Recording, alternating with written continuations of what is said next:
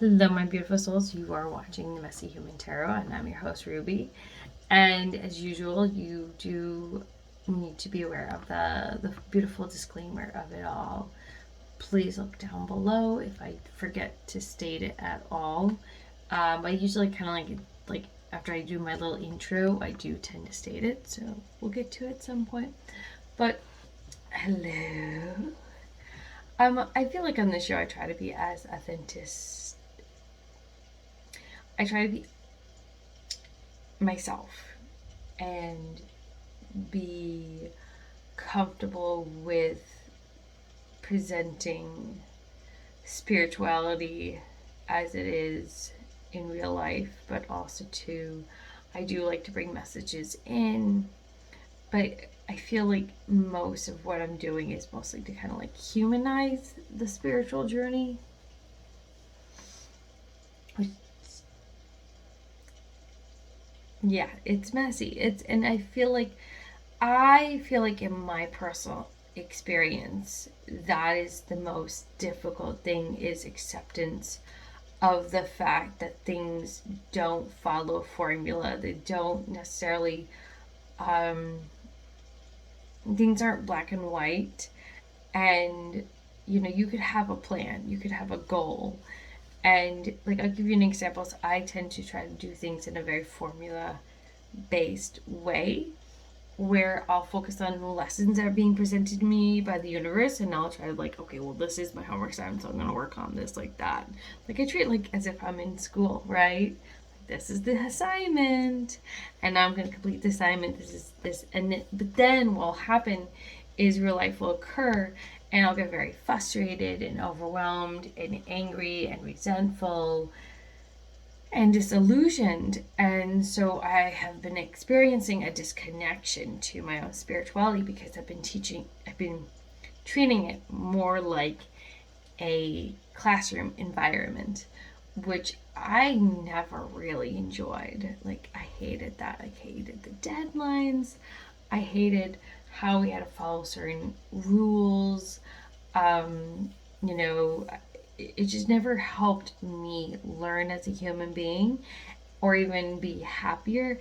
And I remember, so sometimes you'll see in law of manifestation is I feel like there's this like, let's move away from negative feeling states. Like I like Esther Hicks, but I moved away from her because it felt like, and this could be just my personal perspective, it might not be reality, but it just felt like in order to manifest we had to have happy feeling states all the time, you know.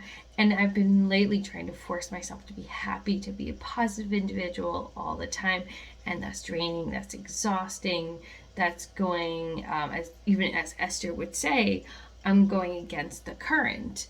The best way in that scenario, even Esther would say, like, I know Esther would say this is that, like, instead of going up the current, you should really go down the current and flow down, which means, with negative feeling states, like, if that is going downstream, then you should embrace your negative feeling states. And that's kind of what I've needed to do because I'm going downstream for that.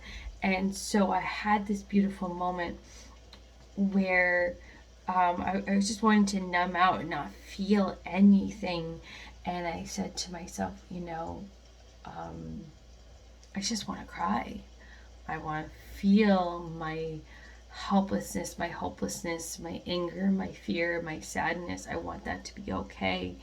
And I had this also do this illuminated thought that the reason I'm so drawn to Asian dramas and why I can't retain my attention on these shows and I just keep switching from show to show to show is I'm constantly seeking a show that's going to give me hope, that is going to make my worries go away, that I'm just suddenly going to feel good inside.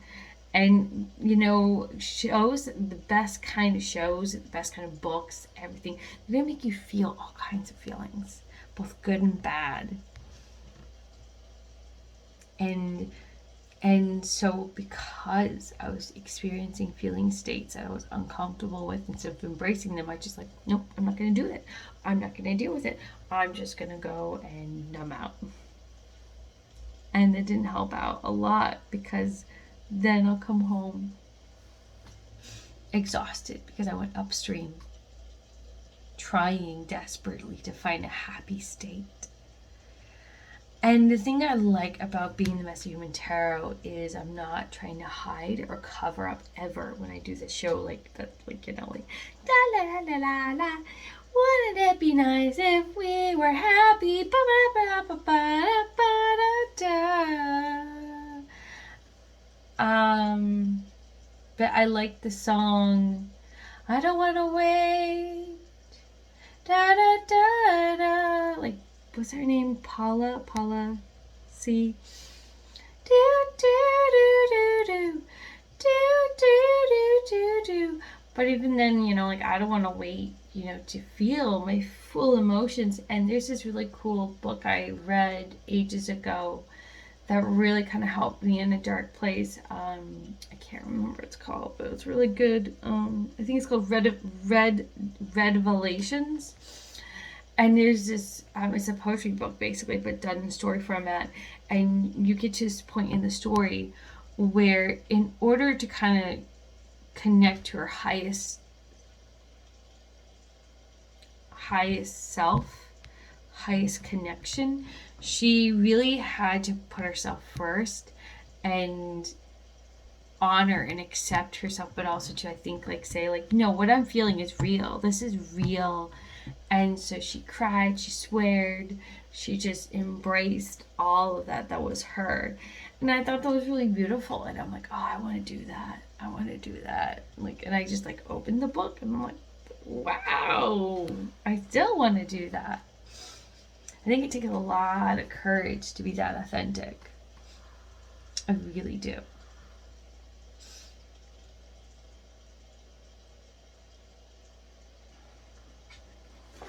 The Book of Shadows Tarot, As Above, So Below,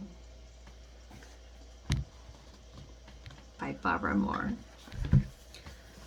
I'm very drawn to this. Really, I don't know why. Maybe I do know why. I'm very drawn to tarot that looks like art. Because I think I like portable art. I like art that will make me feel, think, consider new perspectives. But you know, sometimes I hate to say some of the tarot I picked out, I'd be like, yeah, this is really beautiful, but I don't understand it at all. And I have to develop a relationship with the art piece, which you do, that is true with art in museums, is in order for us to truly understand art, we have to see it over and over and over again and understand its histories, maybe even I don't know, anything about that time period, what the culture may have been like, something, what it would have meant for that writer, that artist to create what they created. And that's kind of very much like us. We have to develop a relationship with ourselves, which is why we don't want to do it, because it's so damn hard, right? It is. It's so hard. That's why, I'm so intimidated by the tarot at times. So this is already really beautiful. I like that a lot. No, I think because it represents, usually with Three of Pentacles, right, you're thinking about collaboration, but there's a sense of hierarchy, someone's above us somewhere, but we are all needed for something to be created. But this is very different and the same at the same time, because you have the bee, you have the flowers, you have the fruit, you have the gnome. I mean, all for this to coexist, they have to work in tandem, work together. The pollen needs to be spread. The flower needs to bear that pollen. And the fruit needs to have seeds. Even we look at animals in a rainforest, some animals actually will eat certain fruit, and they'll, not to gross you out, but they'll poop out the seeds, and the seeds will get spread out in a rainforest. So everyone plays a role, everyone plays a part, and I think that's beautiful. So I think that our emotions are so important and essential. They play a role, they play a part, they germinate us, they create beauty later on down the road, but that beauty cannot exist without our feelings. I am liking Eight of Water a lot, even though I think this tends to be more of a darker card at times, sometimes. I mean, in some interpretations I've seen it, it's been kind of depressing.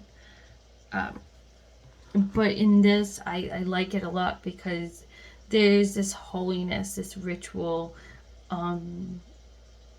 There's the mundane with the magic combined, and the connecting to the crone from the Divine Mother. She looks young, so it could be a maiden, but someone seeking out a message. I'm hearing a message. You're seeking out a message. You're trying to warm yourself back up to. You're trying to awaken yourself and connect to your higher source. So there's a message you're seeking, maybe even of clarity, like clarity in yourself, where you're going.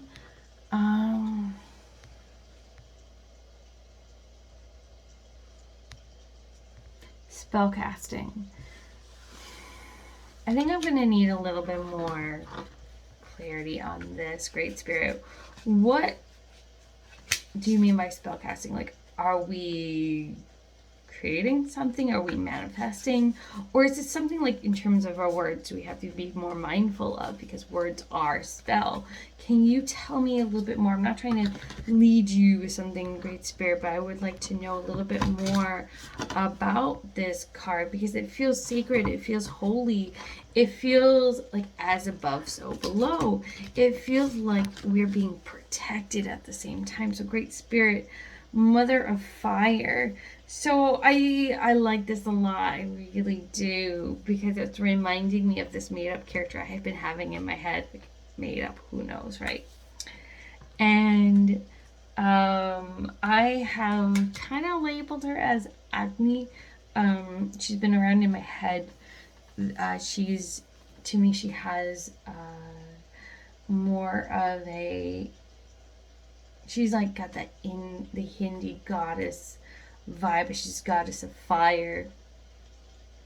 And she's often nourishing and guiding us and helping us along on our way and trying to make sure we're not forgetting ourselves. And in this, I feel like this woman's not necessarily a goddess, but I think that you're coming into your power. So I think you are seeking a world where you have more autonomy, more power, more control, but more light and more hope. I think that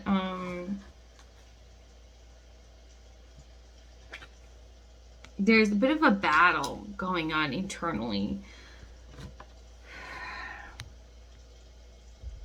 But there's a shift, a change of what has power within yourself.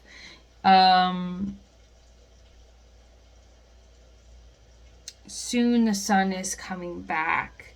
So I know it seems kind of scary right now when we're trying to manifest and it feels like we haven't. It can be very demoralizing, because they're like, God, why are you doing this to me? God, why are you doing this to me? And I feel you on that. I do. God, why are you doing this? But there's fertility in this.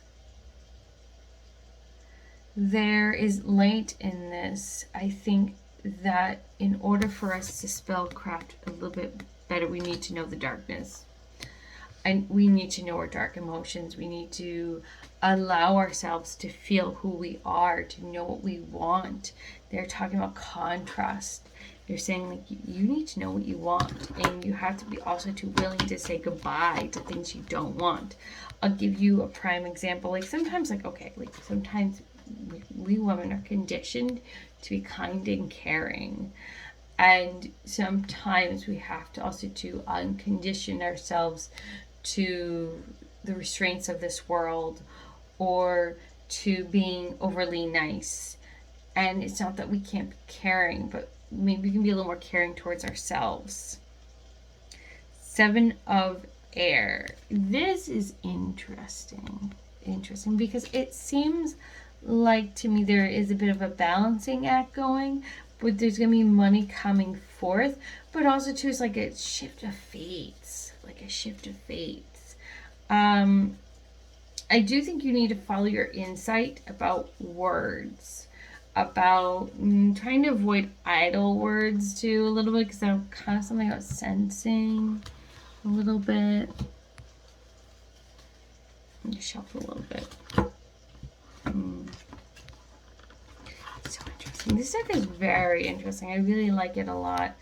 I would highly recommend it, but I would also to take your time in developing a relationship with this deck. Don't just like, okay, like this is easy, and like yeah, of course it's gonna like for some of us are naturals. We're just naturals at the tarot. For me though, I'm more of a natural when I actually take a long time to develop a relationship with cards. So you see things repeatedly over and over. Sometimes I'll go with a theme and I'll use the cards over and over, and a lot of it is just because I'm developing a relationship with myself and with the cards. And there's sometimes like there's cards where I'm like I'm terrified of them and I have to process something internally with myself. Like I'll look at something and I'm like no, like dead people.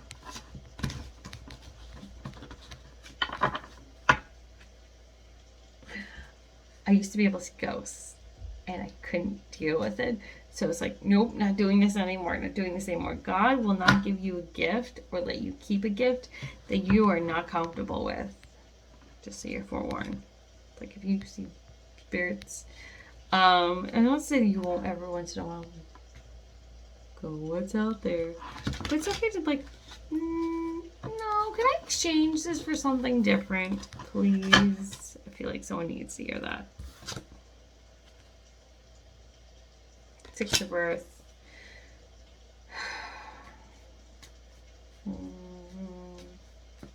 This is usually a card about reciprocality.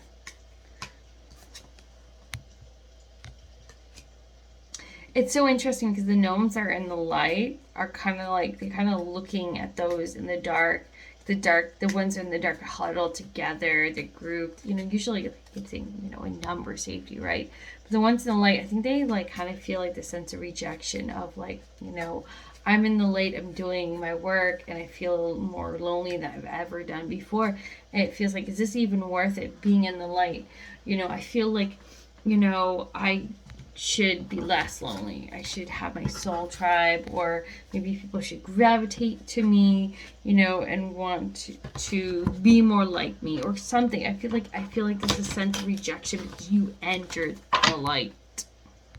Just wild. So I feel like in terms of reciprocality, that you're not really experiencing that at all. You're not. Period. Which is disappointing. It's frustrating when that happens. Going like, I did my work. Why can't other people do it? It's like that might not be their path. Your path is a little further out ahead. And that person that's right next to you, that's on your path right now, they may not be there further down the road. Maybe they will. Someone else might be there. Or you might be there by yourself. That's a hard path, the way of the witch. It really is. And I'll be honest with you. When I started the witchy journey, I was by myself. And then I developed friendships. And now I'm back to being by myself. Basically. Like, I don't have any witchy friends. Nor do I feel strongly interested at this time to have a witchy friend. I'm going to do Summerlands. I don't know if I should show it because of YouTube, so I'm just going to assume no, I'm not going to show it. But we're going to have it to the side. because that's giving me Fool card energies. Alright, we're gonna... That's interesting. And Four of Earth with the elements. So we'll show you this. And this. It's, you know, because after the Fool, right? And then comes the elements, right? And then the Earth. I think that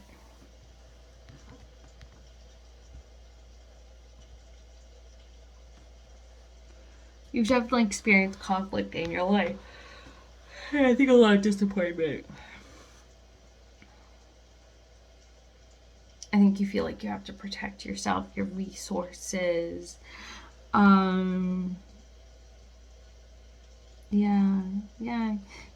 Yeah, like you have to, like almost like, you know, like you can't trust other people. And I think the universe is saying like the biggest, biggest adventure out there is to trust. Trust people, trust what they say, what they are trying to tell you what they mean, to trust the universe. And I think through that trust, what you're gonna find is that it's gonna be like the essential part of the recipe of manifestation.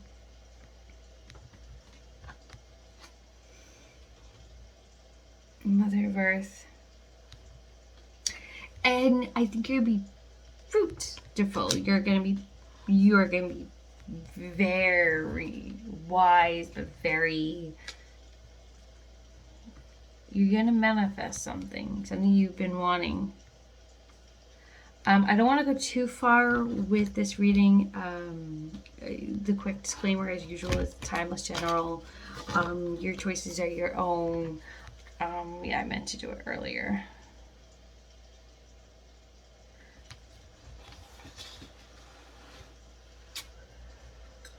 You gotta get therapeutic services or legal or whatever, all that stuff, blah, blah, blah. You know, because ultimately, like, you know, we are responsible for our decisions. I can't be the one who is the main source of that for you. Because when you take yourself out of the equation of a choice, you really are creating a victim mentality and you're destroying your own inner willpower to actually create in your life. You know, you can't just like point your finger at someone and go like, you did this to me. This just doesn't work out very well and creates friction later down the road. And then you're like, oh, I don't know why my life's shit. Because you gotta take responsibility, buddy.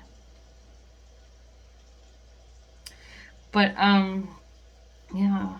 Right now I'm going with the flow with life. As you can tell.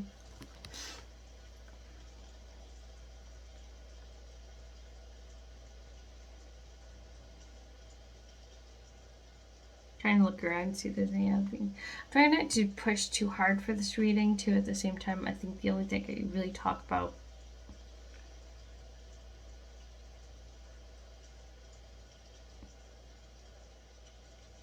that's interesting. Okay, let's talk about this just a little bit. So the mother cards of the symbol. So even though they might be of different elements, they're all connected to the moon, to a phase, to cycle, inner rhythms and outer rhythms. So I think it is going to be important for you to connect to nature in some kind of way.